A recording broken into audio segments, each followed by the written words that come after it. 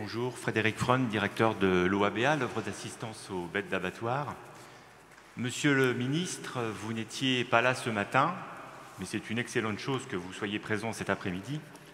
Et donc, vous n'avez pas pu noter qu'une part non négligeable des questions-réponses de ce matin a été consacrée à l'abattage rituel sans étourdissement.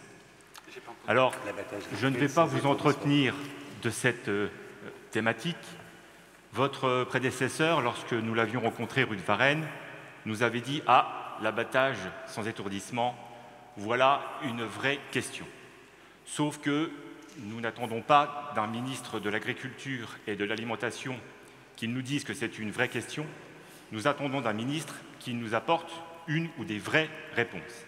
Et sur cette thématique, Monsieur le ministre, comme nous vous l'avons écrit en juillet dernier, nous sommes à la disposition de vos services pour que, sur les plans techniques, scientifiques, juridiques, nous puissions les aider à apporter une vraie réponse. Non, la thématique sur laquelle je souhaite vous entretenir cet après-midi a été rapidement abordée par Madame Lambert ce matin dans sa conclusion de la matinée. Il s'agit de la récupération d'animaux d'élevage abandonnés.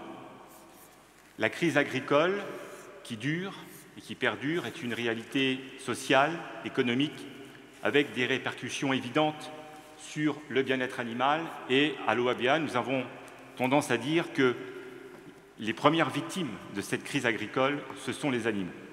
Depuis le début de l'année, à la demande des autorités administratives et judiciaires, l'OABA a pris en charge plus de 1750 animaux, principalement des bovins et des ovins caprins. Et nous sommes, à l'exception notable des agents de votre ministère à qui je rends hommage, les seuls sur le terrain, avec nos amis de la Fondation Brigitte Bardot que nous croisons régulièrement. Contrairement à ce qu'a dit Madame Lambert, les organisations agricoles ne nous aident pas sur ces sauvetages d'animaux. Nous ne les voyons pas avec leurs bétaillères, leurs tracteurs. Nous ne les voyons pas financer les soins, l'alimentation des animaux que nous récupérons. Et quelque temps plus tard, au tribunal, nous ne les voyons pas sur les bancs des parties civiles. La situation, Monsieur le ministre, aujourd'hui est devenue intenable d'un point de vue tout simplement budgétaire. Nous en sommes actuellement, à l'OABA, à moins 300 000 € sur notre budget. Il faut donc trouver une ou des solutions. Une solution serait bien évidemment d'obtenir un financement semi-public de ces sauvetages pour que vos services puissent continuer à exercer leur mission. Et puis, une autre solution que votre prédécesseur, encore lui, avait validée, c'est de faciliter la cession des animaux retirés en cours de procédure. Parce qu'entre la grève des avocats et la Covid-19, nous avons aujourd'hui des délais de procédure qui dépassent très largement les 12 mois.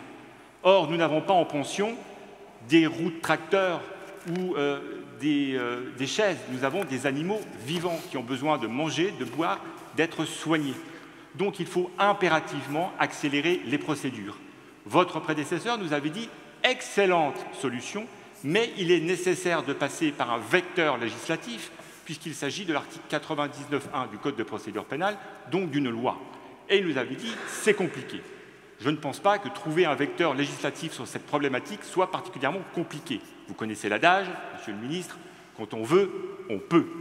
Je ne doute pas, Monsieur le ministre, que vous pouvez agir sur cette thématique. Donc j'ai une seule question, elle sera extrêmement simple, puisque vous pouvez, le voulez-vous? Merci.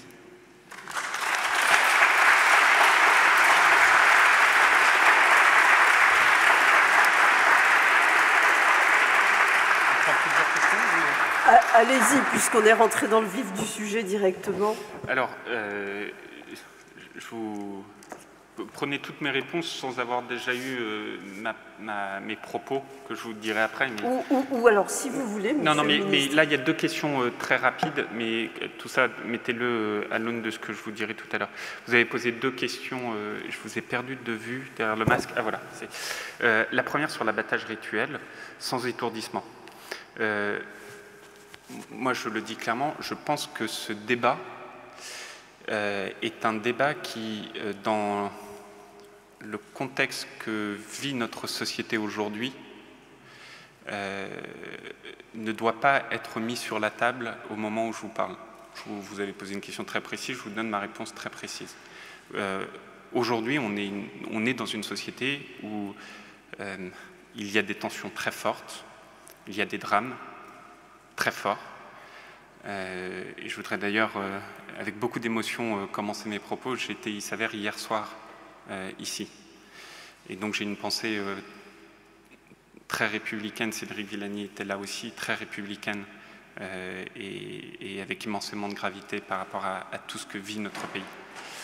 Évidemment, ma réponse n'est pas du tout à mettre au regard des atrocités qui viennent d'être commises.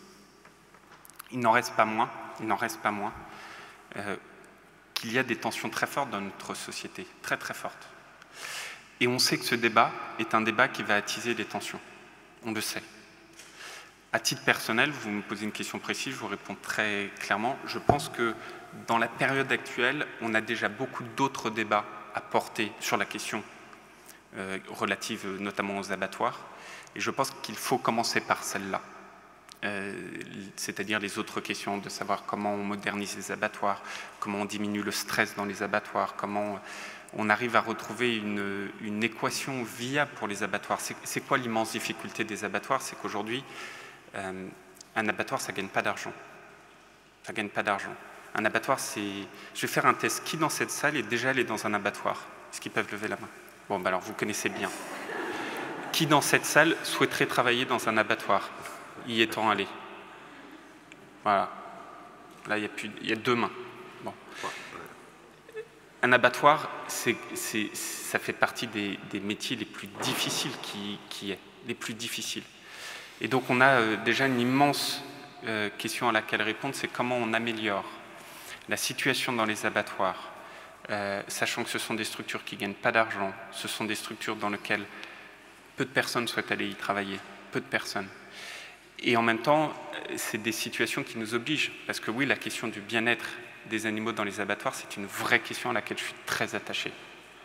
Il y a un premier élément de réponse qu'on apporte, c'est notamment dans le plan de relance, et je sais que c'est un sujet sur lequel le président Schweitzer est très attaché, puisque lorsque le président Schweitzer était directeur du plan d'investissement, il avait déjà établi cela, c'est-à-dire de venir, nous, investir massivement dans les abattoirs. C'est ce qu'on fait. Dans le plan de relance, on met plus de 130 millions d'euros pour améliorer la situation dans les abattoirs.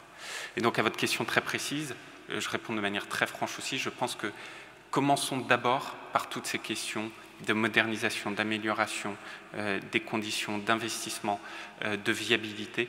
Et je crois que c'est déjà à même de faire grandement avancer la chose. Et prenons en compte à chaque fois dans toutes nos questions, pas uniquement ce que vous souhaitez, ce que moi je souhaite, mais tout ce que ça implique en termes de débat public.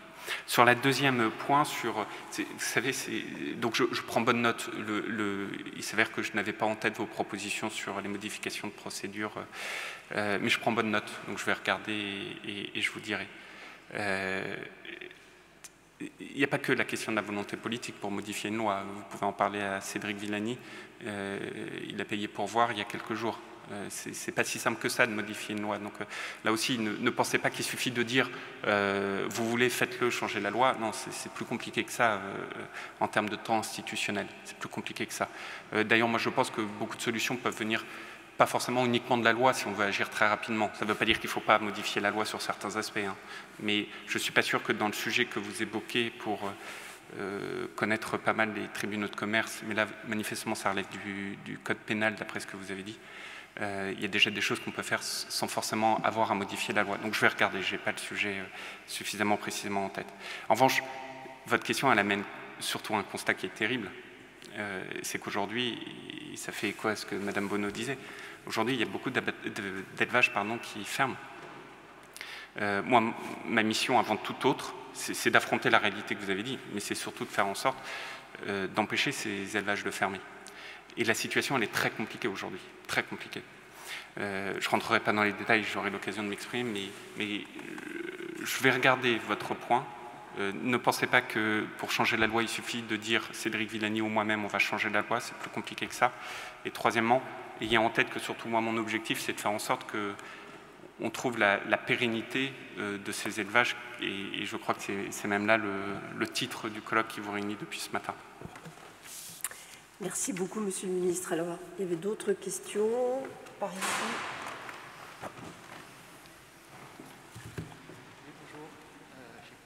Allez-y, monsieur. Vous avez parlé de beaucoup de choses, en fait, donc peut-être 3 points seulement. Au niveau des questions des protéines, il va falloir changer de culture. Les protéines végétales... Je crois qu'il faudrait que vous remettiez votre micro plus près on vous entend pas, monsieur. Du masque, parce qu'on n'entend pas. Je enlève le masque, c'est bon. Donc il va falloir changer de culture au niveau des protéines. Les protéines végétales suffisent à vivre. Moi, je vis avec ça seulement. Je suis sportif de haut niveau. Donc, voilà. Donc il ne faut pas bloquer cette culture, sinon vous bloquez l'évolution de la société, de la production française envers les protéines végétales, vous voyez, au niveau culturel.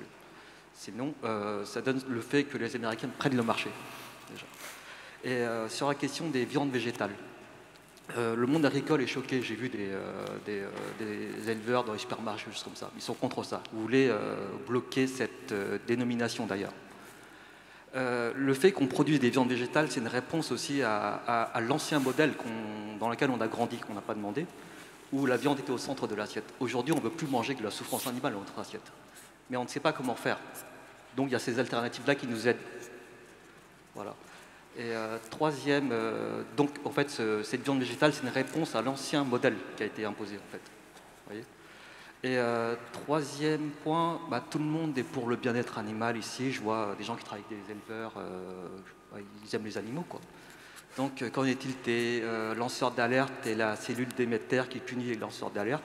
Il y a beaucoup de tensions dans ce pays. Peut-être que la gendarmerie pourrait être servie à autre chose que mettre des grosses amendes, des procès à des lanceurs d'alerte qui ne font rien d'autre que révéler les horreurs qui sont faites aux animaux. Voilà, merci.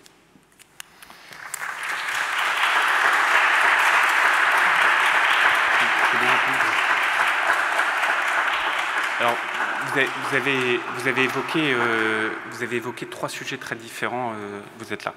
Le premier sur les protéines, c'est pire que ça. Sur les protéines végétales, c'est un système organisé depuis 50 ans. Le système, depuis, pour ceux qui connaissent un peu le sujet, depuis ça a été avalisé encore dans l'Uruguay Round, le système a été un équilibre organisé entre d'abord l'Amérique du Nord, puis maintenant l'Amérique du Sud et l'Europe, en disant en gros, dans tous ces accords commerciaux, l'Europe restera dépendante du continent américain sur les protéines. Et le système a été organisé de la sorte depuis plus de 50 ans. Et moi, je le dénonce très clairement. Dernièrement, il y avait un quotidien qui publiait en disant le ministre de l'Agriculture, moi-même, en croisade à Bruxelles sur les protéines végétales. Parce qu'en fait, on a organisé un système qui fait qu'aujourd'hui, au-delà de la protéine, des légumineuses que nous, citoyens, devons manger, on a un problème dans l'équilibre nutritionnel, avant même de parler du régime alimentaire, est-ce qu'on accepte ou pas de manger de la viande, avant même de ça, on a un problème, on ne mange pas assez de légumineuses. On n'a pas assez de protéines dans notre bilan alimentaire, d'un point de vue nutritionnel.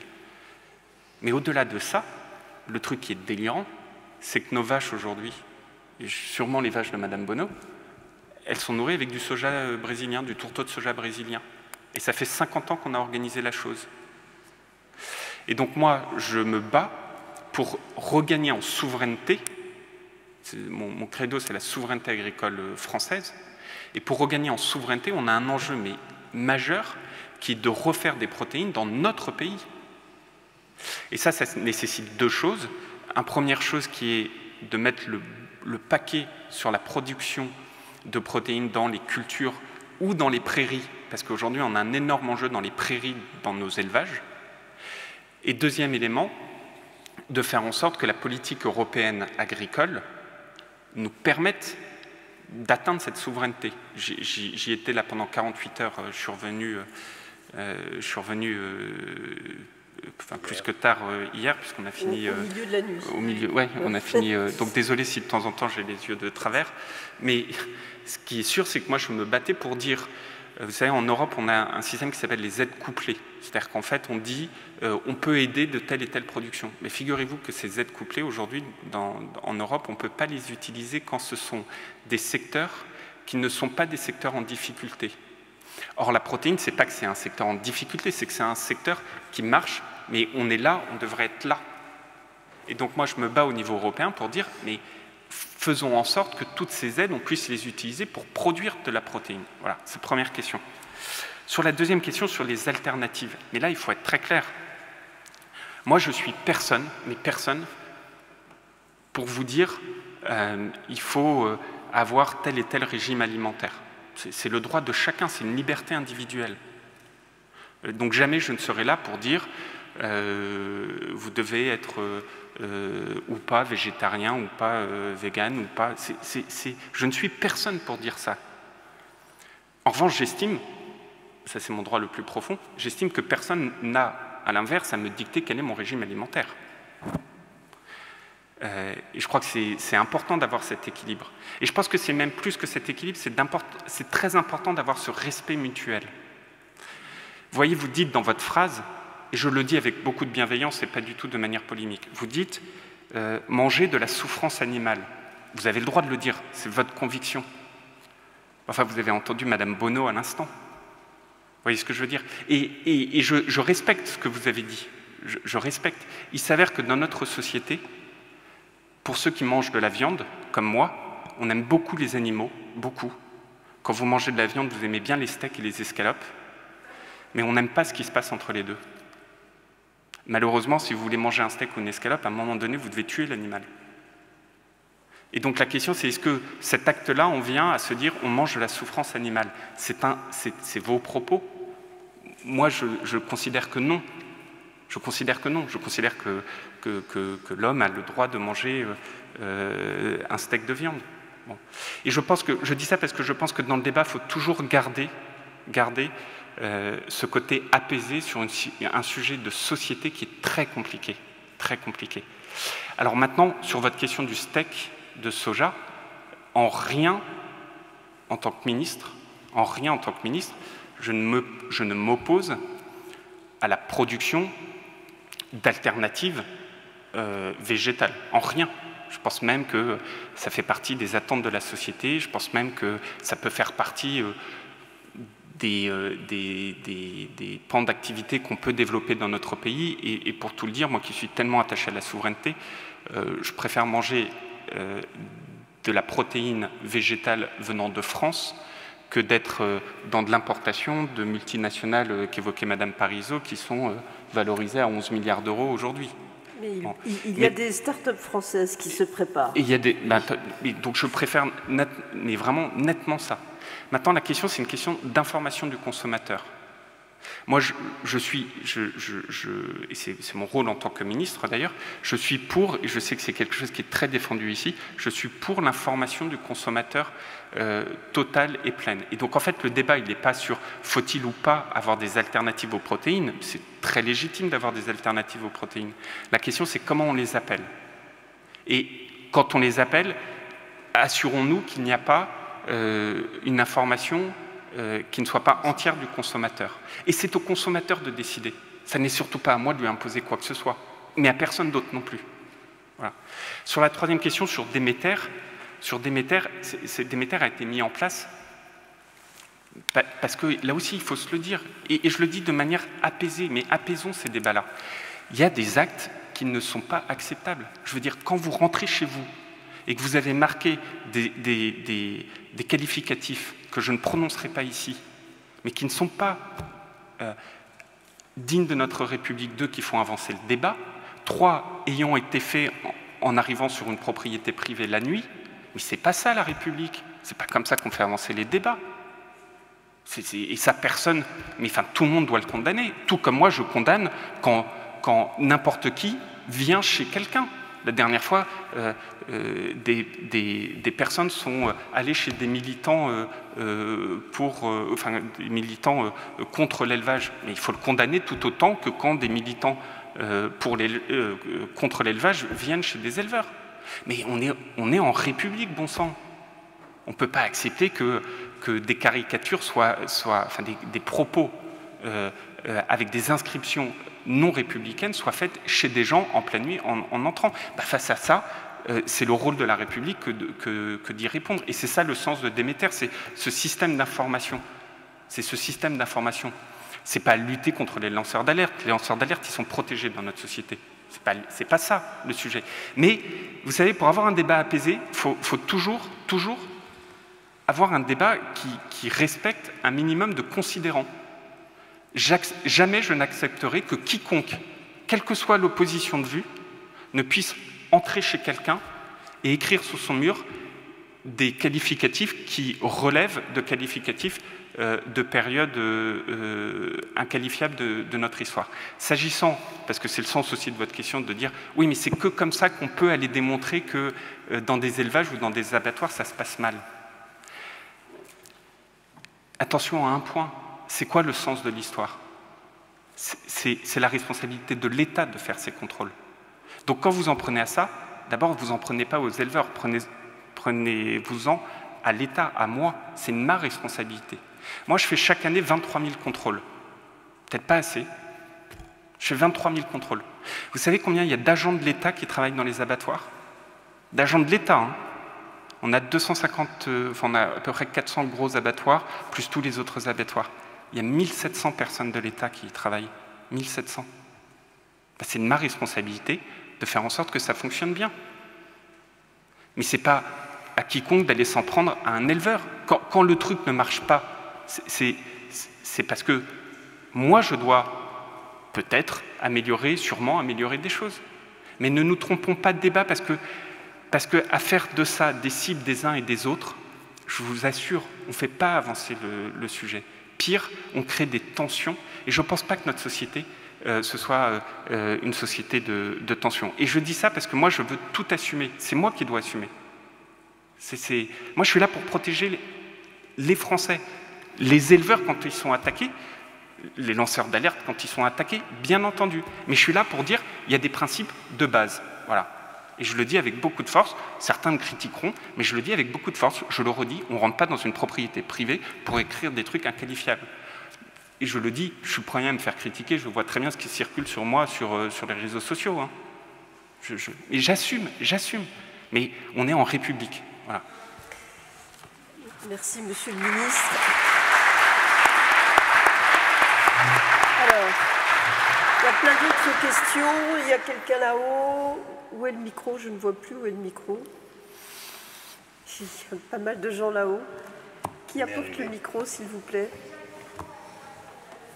À droite. Madame qui voulait poser une question depuis ce matin au ministre. Ou alors le micro là-haut d'abord et puis ensuite madame après. Bonjour, merci de me donner la parole.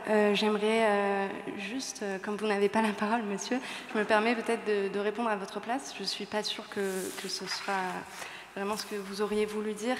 Mais, monsieur le ministre, quand vous... Pardon, madame, est-ce que vous pouvez juste vous présenter? Oui, alors je m'appelle Sophie, je suis étudiante en droit. Merci beaucoup.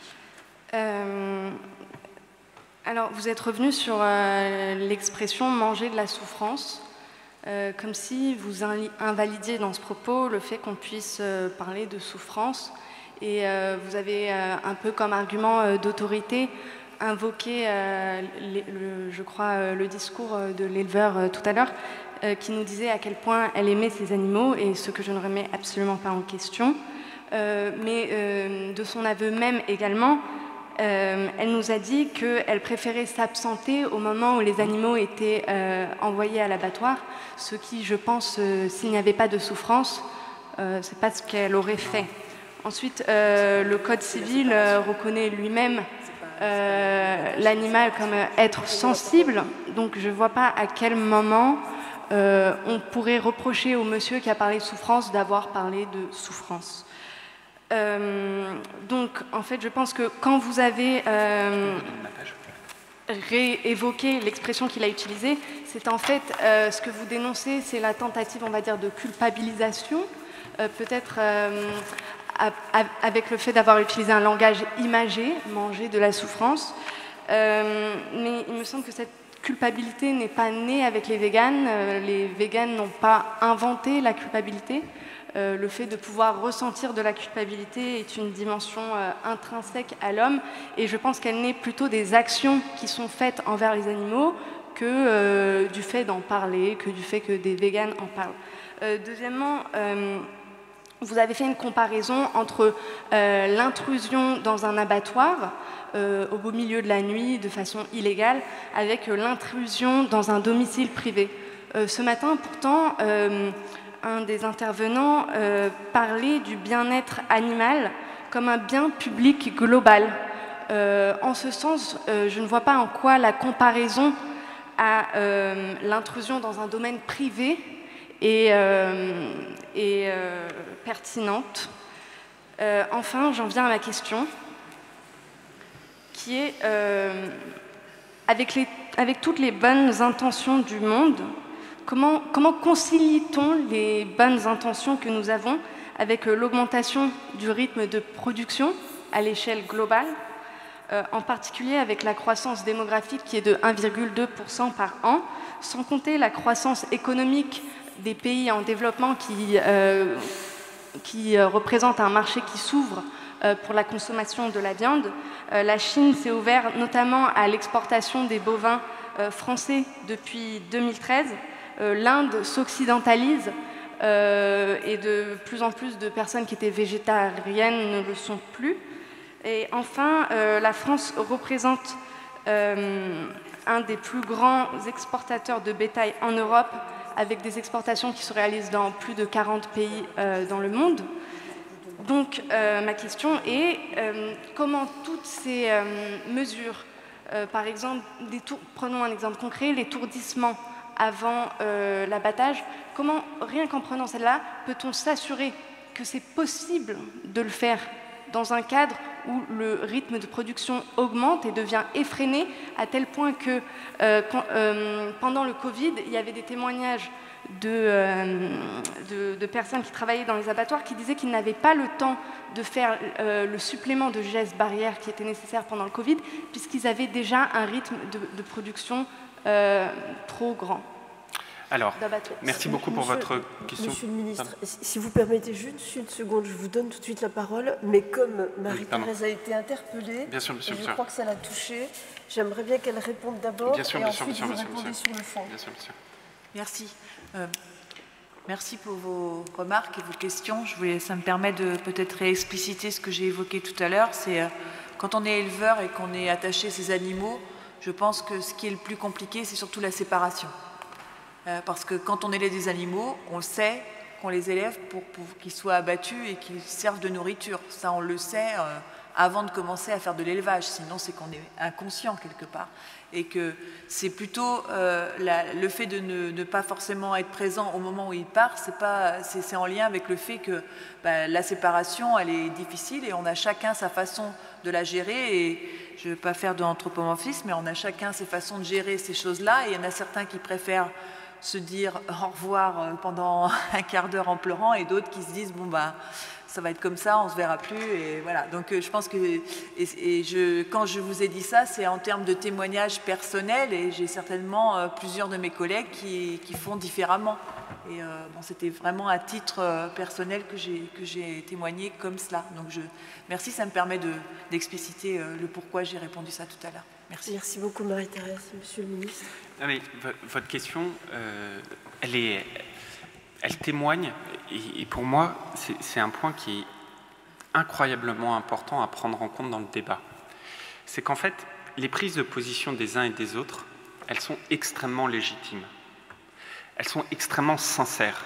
C'est-à-dire que le monsieur ou vous-même, vous êtes très sincère dans le fait de dire je considère que c'est un acte de souffrance que de tuer un animal. Et vous êtes dans votre propre sincérité, et je la respecte entièrement.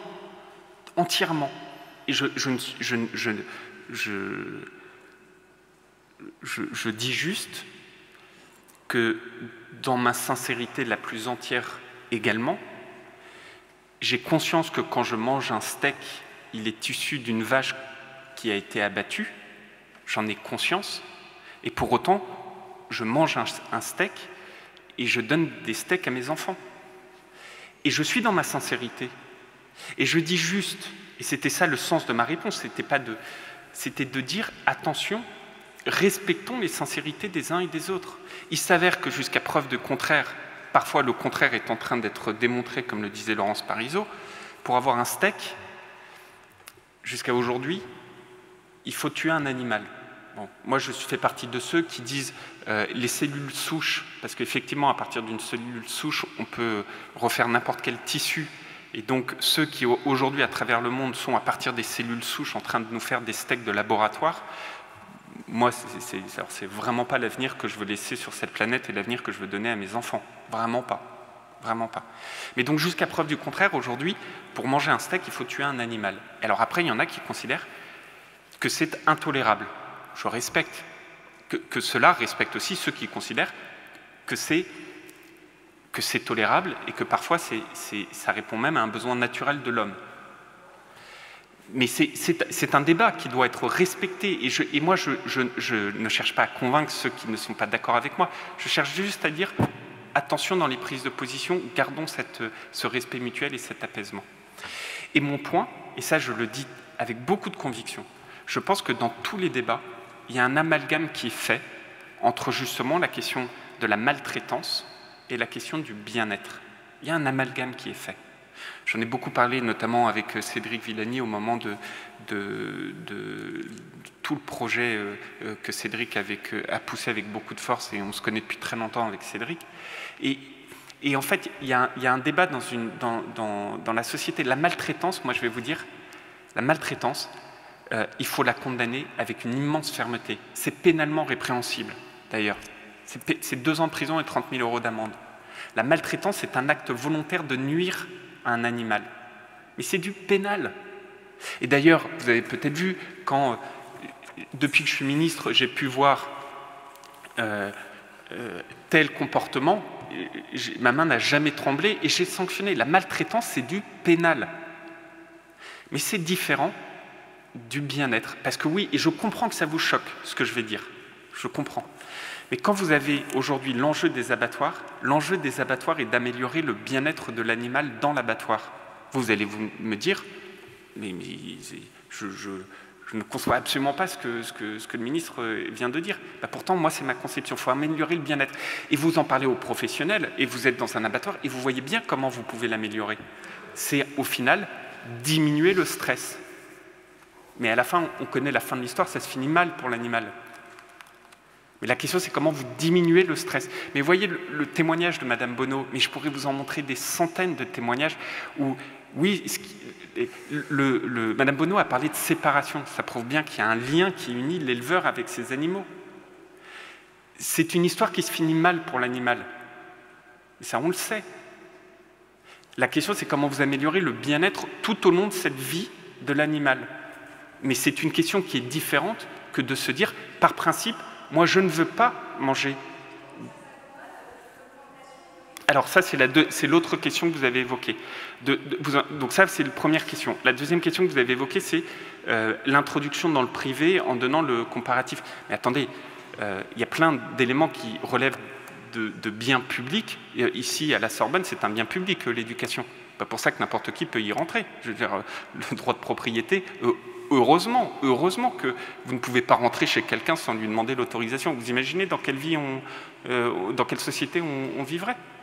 Donc non, je confirme en tout point ce que j'ai dit précédemment. Ce n'est pas au nom d'un bien public qui serait la bataille pour telle et telle conviction, fût-elle la plus noble soit-elle, que vous pouvez entrer chez les gens. Non, on ne rentre pas chez les gens. Je dis un truc très simple. Hein. En France, dans la République, c'est même constitutionnel, la propriété privée, c'est quelque chose de fort. On ne rentre pas chez les gens sans leur demander, sauf quand on est les services de l'État et qu'on fait un contrôle. C'est aussi basique que ça. Après, sur le rythme de production, c'est un énorme défi, vous avez raison, un énorme défi. Et d'ailleurs, sur ce sujet-là, moi je pense que ça fait partie des pistes de l'avenir de l'élevage, qui est le sens du séminaire. On ne sait pas suffisamment, mais vous prenez un élevage de volailles à chair. En France, rien qu'en France, ils sont en moyenne moitié moins grands que la moyenne européenne. Alors après, vous allez en Ukraine, je vous laisse imaginer la différence. Puis vous allez aux États-Unis, je vous laisse imaginer la différence. Bon. En fait, c'est quel est le système d'élevage qu'on veut dans notre pays. Moi, je pense, et j'y reviendrai, mais je dirai très naturellement, mais je pense qu'on a 2 axes sur lesquels il faut travailler. Le premier, c'est le rôle du consommateur. Et ça, la même République que j'évoquais tout à l'heure, la République, elle n'est pas composée d'individus, elle est composée de citoyens. Un citoyen, ça décide. Le consommateur, il a un rôle énorme. C'est le consommateur, il doit pouvoir savoir si en France, puisqu'en France, par exemple, la moyenne, elle est plus faible en termes de densité, je dois pouvoir le savoir. Donc le premier rôle, c'est le consommateur. Et le deuxième rôle, c'est le rôle de la protection de nos propres modèles. Il y a un énorme, on en parlait tout à l'heure sur la protéine, sur l'importation, il y a un énorme sujet. 80% de la volaille mangée dans la restauration hors domicile, elle est importée. 80%. Dans un supermarché, vous avez surtout de la viande française. Donc vous savez, 80% de la volaille dans la restauration hors domicile, elle est importée. Et aujourd'hui, je me bats pour, et on va réussir, on l'aura dès le début de l'année prochaine, que quand vous mangez, par exemple, un plat préparé, une saucisse dans un restaurant, une saucisse, hein, pas l'entrecôte, la saucisse, comme c'est préparé, le restaurateur n'a pas à vous dire d'où vient la saucisse.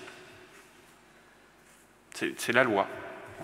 Moi, je me bats pour que cette information du consommateur, elle soit pas que dans les supermarchés, mais aussi dans les restaurants.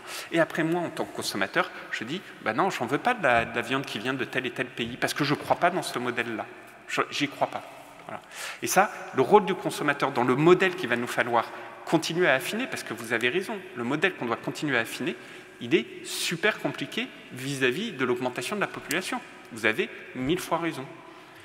Mais le consommateur, le citoyen, il a un rôle immense. Et je suis désolé, je suis hyper long, mais je serai très court dans mon discours alors. Mais je voudrais vous soumettre, vous partager une expérience que moi je fais tous les jours, pour vous montrer la complexité du sujet aussi. Et surtout, vous comprendrez dans mes propos la nécessité que chacun partage les contraintes des autres. On a décidé, c'était d'ailleurs un engagement du président Macron, et Cédric Villani l'a par exemple voté, ainsi que d'autres parlementaires, le fait de dire que d'ici 2022, il fallait dès maintenant, il faut arrêter toute construction d'élevage de poules pondeuses en cage. On arrête tout. Donc on fait des constructions dites alternatives, en particulier en plein air. C'est quelque chose de très important. Ça fait partie, et là on voit qu'il y a une demande du consommateur très forte, une demande de société très forte, etc. Vous savez qu'aujourd'hui on arrive à sortir aucun projet, aucun, très peu. Parce que tous les projets nouveaux d'élevage de poules pondeuses en plein air, on se prend recours sur recours sur recours. Tous. Et c'est ça la réalité. Pourquoi? Moi, je l'ai rencontré. Vous connaissez l'histoire du coq Maurice? Je l'ai rencontré, le coq Maurice. C'est vrai qu'il gueule, le coq Maurice. Enfin, il gueulait parce qu'il est mort, paix à son âme. Le coq Maurice, ses propriétaires, ils sont allés au tribunal. Au tribunal. Parce qu'il fait trop de bruit, le coq Maurice. Aujourd'hui, vous voulez faire un élevage de volailles en plein air dans notre pays, vous avez recours sur recours sur recours. Pas plus tard que la semaine dernière, j'avais une éleveuse dans mon bureau, 2 ans et demi de procédure, elle n'est toujours pas sortie du truc. 2 ans et demi pour faire un élevage en plein air. Si on veut demain mettre toutes les poules pondeuses, pas les chairs de volaille, hein, que les poules pondeuses, dehors, c'est 40 millions de poules. Alors ici, à la Sorbonne, il y aura peut-être quelques poules dans le jardin du Luxembourg tout près. Attends, parce qu'on a déjà fait le calcul tout à l'heure. Ah bon, voilà. Vous voyez le truc? Et c'est là où c'est hyper compliqué, ce sujet de convergence entre les aspirations sociétales. Si vous demandez à n'importe qui, vous préférez que la poule elle soit dans une cage ou dehors, ils vous disent dehors. Mais vous êtes d'accord pour que dans le champ d'à côté de vous, il y ait plein de poules? Ah non, je fais un recours. Et c'est pas caricatural ce que je dis, c'est la réalité de tous les jours. Et donc, voilà, ce modèle-là, il doit prendre en compte toutes les difficultés qu'on rencontre. C'est très important que les aspirations et les contraintes des uns et des autres soient mises. Je vois certains qui disent non. Je vous assure, c'est une réalité. C'est une réalité. Vous voulez faire un élevage de volailles en plein air aujourd'hui dans notre pays, vous mettez la dernière 2 ans et demi. 2 ans et demi. C'est une réalité. Ceci dit, Monsieur le Ministre, c'est vrai pour tout projet dans tout domaine. Oui, enfin, bon, oui, mais faire du béton ou du bois dans un immeuble n'a pas exactement la même question sociétale que des poules dehors ou dans une cage. Mais oui, vous avez raison, vous avez raison. Vous avez raison. Philippe, je crois que sur la question du modèle, vous aviez envie d'ajouter quelques points. Moi, je voulais revenir sur la difficulté de mettre tout le monde d'accord, les parties prenantes, sur ces modèles d'élevage qui seraient potentiellement gagnants pour les éleveurs en rémunération et gagnants pour les animaux en bien-être. Je trouve que, ça a été déjà évoqué, je reviens, ce ne sera pas trop long, mais les démarches comme le territoire d'innovation Ouesterel, où on met dans un même projet avec un débat, ça a été long là aussi, hein, Louis peut le témoigner, ça a été long de mettre tous les acteurs d'accord sur qu'est-ce qu'on va faire, les filières, les éleveurs, les associations welfaristes, les collectivités locales, les associations environnementales, les organisations de consommateurs, les distributeurs, les transformateurs. Donc ce temps qui est un petit peu perdu, qui peut paraître perdu au début, il est ensuite très fort pour justement essayer de traiter tous ces sujets, y compris la localisation des élevages, la façon dont on intègre le bien-être vraiment dans l'abattoir, les surcoûts que ça pose, parce que c'est souvent la variable, ça a été évoqué par M. de la Fouchardière, c'est quand même souvent la variable qui est oubliée. À la fin, c'est le surcoût pour l'éleveur ou les acteurs. Et donc, nous, on plaide pour que ces projets d'innovation multi-acteurs, on les mène dans les territoires, concrètement. Et du coup, il n'y a aucun sujet tabou. On va de la naissance des animaux jusqu'à l'abattage, mais tous les acteurs sont là.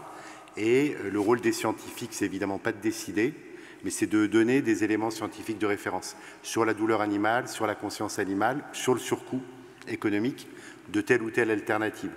Et après, je pense qu'en faisant ça, on progresse, y compris dans un monde de compétition internationale où tous les standards ne sont pas les mêmes. Mais ça nous permet d'engager au moins concrètement les transitions.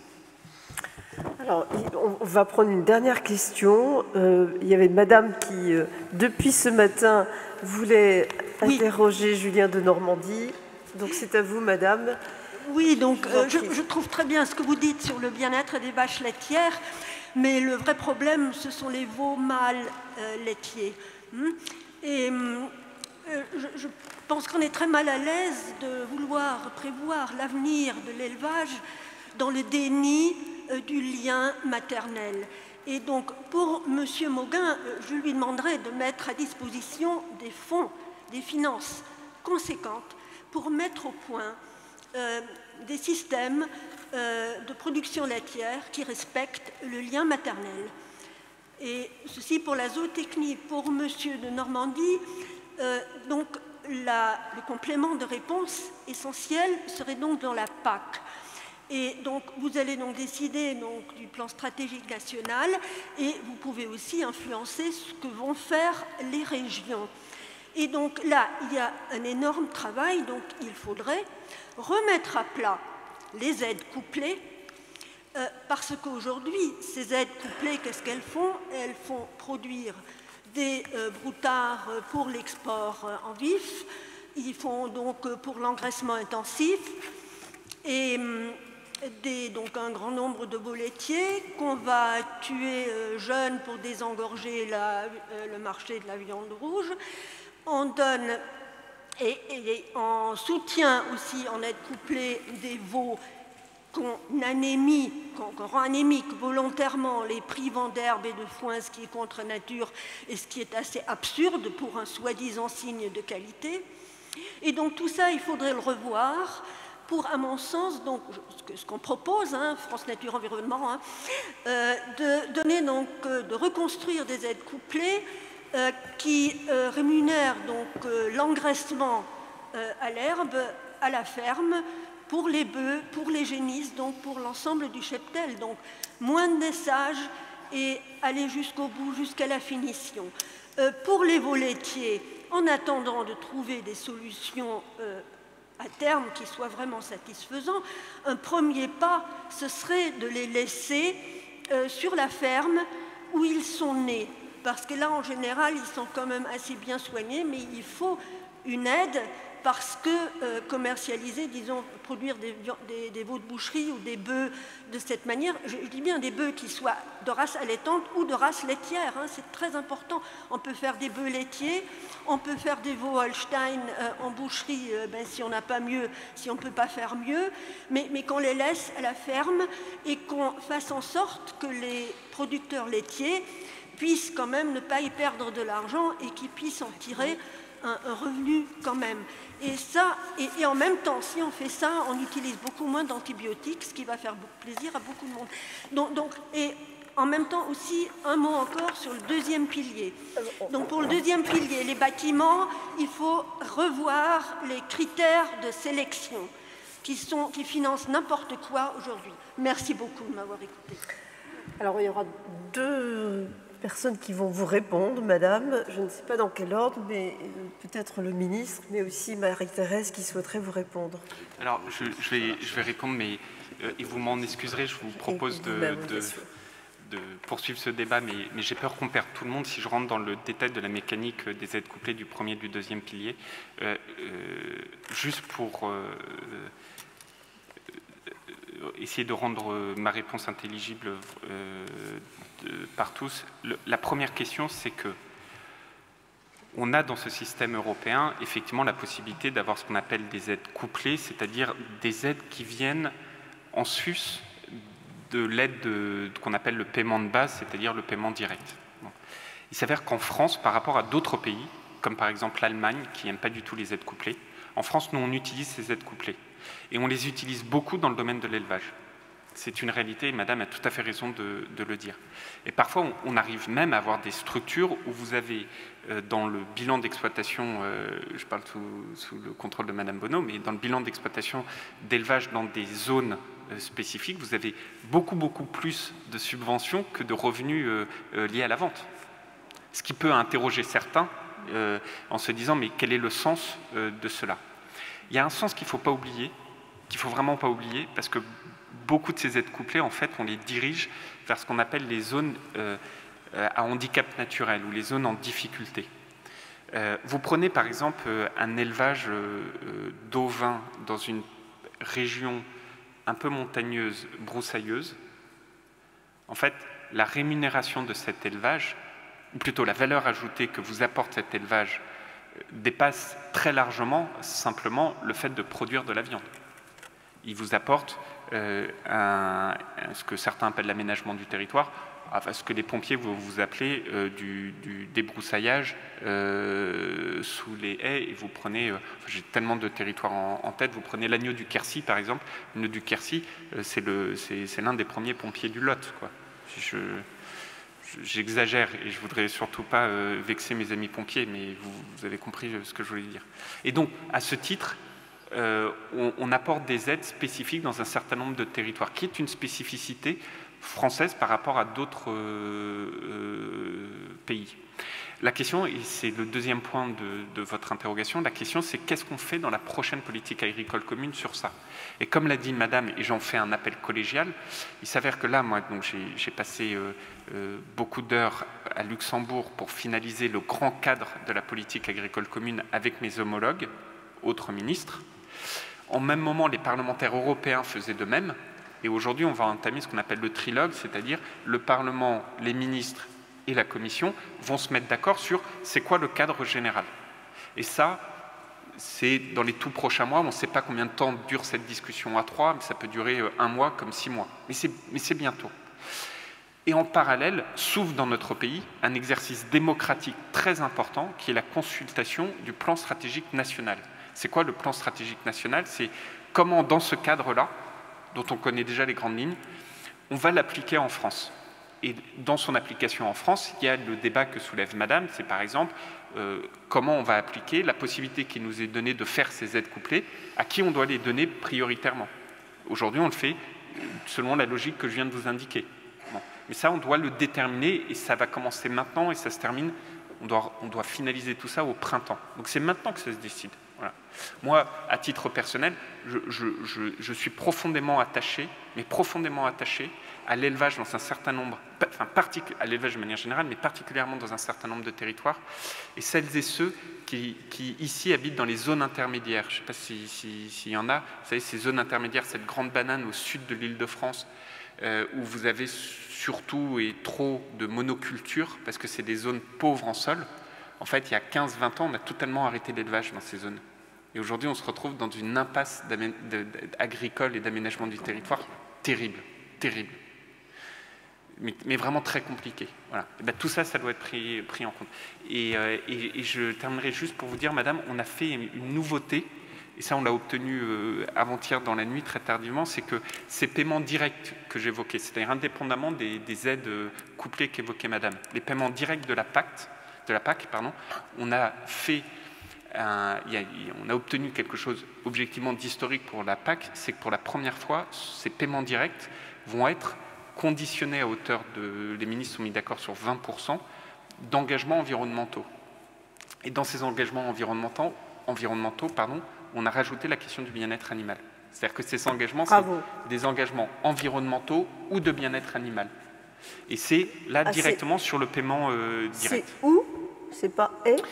En fait, ça va être déterminé dans justement ces plans stratégiques nationaux que j'évoquais. C'est-à-dire que il faut que ça soit et.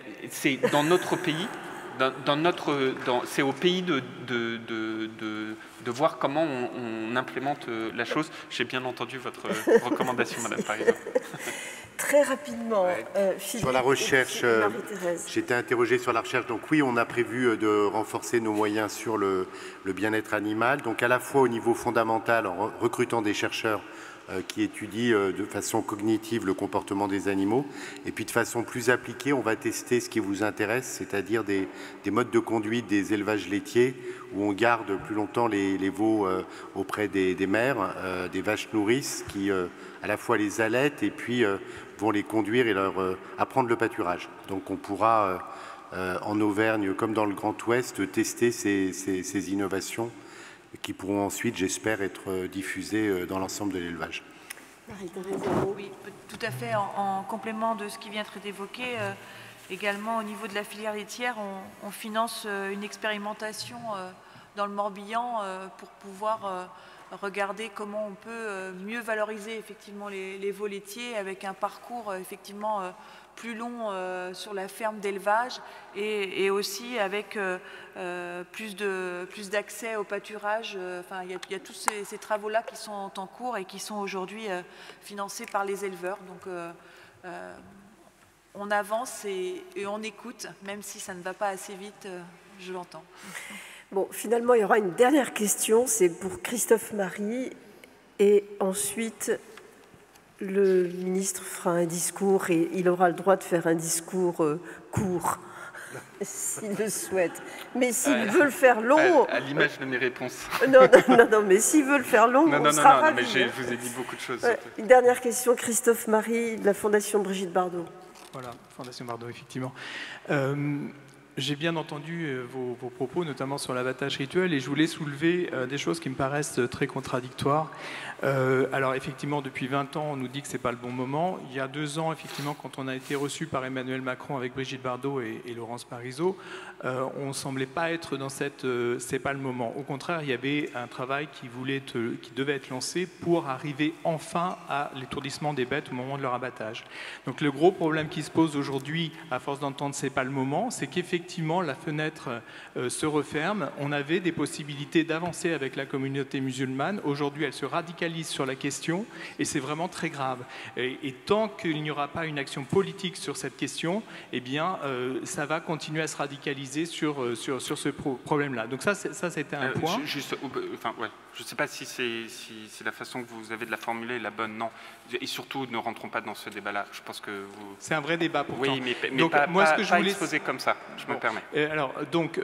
Et on parlait tout à l'heure de souffrance animale, et je vous invite à reprendre le rapport douleur animale de l'INRA, qui montre qu'effectivement, dans le cadre d'un abattage rituel sans étourdissement préalable, on peut attendre jusqu'à 14 minutes une perte de conscience de bovin. 14 minutes, évidemment, le bovin ne reste pas dans le box, il est suspendu et découpé encore conscient, parfois.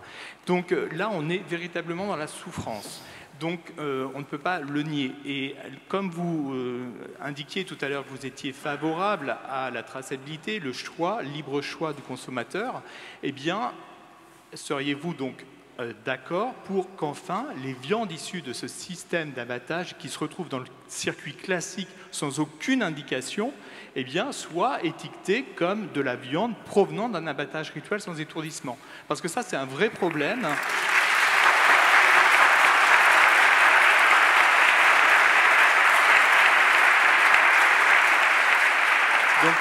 Donc au minimum, si on n'arrive pas à l'étourdissement préalable, qui est pourtant une nécessité, au minimum qu'on ne trompe pas le consommateur et qu'il sache qu'en effet, quand il achète une viande, bien souvent, elle provient d'un abattage rituel, puisque vous le savez, une grande part de ces abattages se retrouvent dans le circuit classique. Une dernière chose, quand vous opposez finalement maltraitance animale et bien-être, hein, déjà moi je n'arrive pas du tout à comprendre ce que vous voulez dire par là, mais bon, peu importe. La maltraitance, oui, effectivement, c'est une évidence, il faut la condamner. Mais le bien-être, c'est une nécessité, un devoir que nous avons d'améliorer les conditions d'élevage. Et d'ailleurs, le bien-être animal, c'est ce qui intervient dans tout ce qui est réglementation européenne ou nationale. Et ça fixe, d'ailleurs, c'est identifié, hein, répondre aux besoins des animaux physiologiques, biologiques et autres. Et il y a des systèmes d'élevage qui ne répondent pas au bien-être animal. Je pense notamment aux lapins de cage, mais ce n'est pas le seul système. Donc, il ne faut pas simplement se dire on va lutter contre la maltraitance, mais il faut véritablement avoir la volonté d'imposer le bien-être animal dans les différents systèmes. Oui. Merci.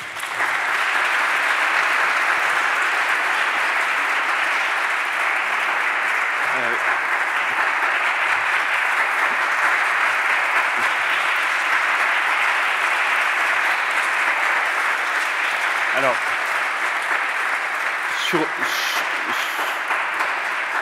sur le premier sujet, je redis ce que j'ai dit, je n'irai pas plus loin. Enfin, vous voyez comme moi vous voyez comme moi la situation de la société dans laquelle on vit aujourd'hui. Je veux dire, c'est pas des discours d'estrade, c'est pas des.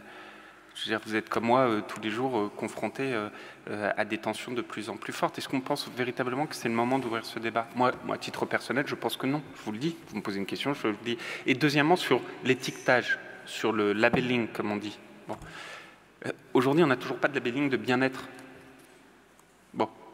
Ce que je vous ai répondu très clairement, et surtout ne faites jamais de raccourcis dans mes propos, ce que je vous ai répondu très clairement, c'est que je pense qu'aujourd'hui, on a des sujets qu'il nous faut d'abord traiter, hein, qui sont importants. Par exemple, le labelling bien-être animal, aujourd'hui, ça n'existe pas.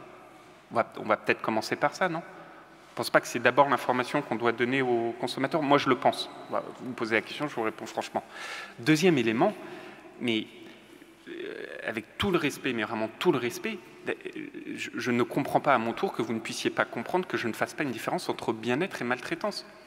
Mais je veux dire, la maltraitance, si abattre un animal dans un abattoir est égal, quelle que soit la façon qu'est l'abattoir de fonctionner, est égal à un acte de maltraitance, ça veut dire que moi je suis complice d'une action pénalement répréhensible. Voilà, là je ne suis pas d'accord avec vous les amis. Non, vous ne pouvez pas dire oui. Vous pouvez dire oui dans votre sincérité, mais vous ne pouvez pas dire oui d'un point de vue d'un terme qui est inscrit dans notre code pénal. Je suis pas, mais dans votre sincérité, vous pouvez vous dire cet homme mange un steak et donc il est complice d'un acte de souffrance d'un animal. C'est dans votre légitimité. Non, tout comme vous pouvez respecter ma légitimité et celle de millions d'autres consommateurs qui considèrent qu'il importe de manger de la viande. Bon. Mais par contre, ce que moi je ne veux pas, c'est que vous puissiez en faire un amalgame, parce que je pense qu'il y a un amalgame avec un sujet de maltraitance. La maltraitance est définie par le code pénal et c'est pénalement répréhensible. Dans un abattoir, qu'est-ce qui se passe aujourd'hui? L'abattoir, la question qui nous est définie, c'est comment on diminue le stress de l'animal dans l'abattoir. C'est ça la question.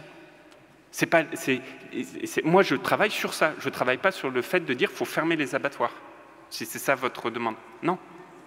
Mais pour aller au bout, si vous considérez qu'un abattoir est un acte de maltraitance, la conséquence, c'est quoi? C'est que c'est au-delà de l'aspect pénal que j'évoquais, c'est qu'il faut fermer tous les abattoirs.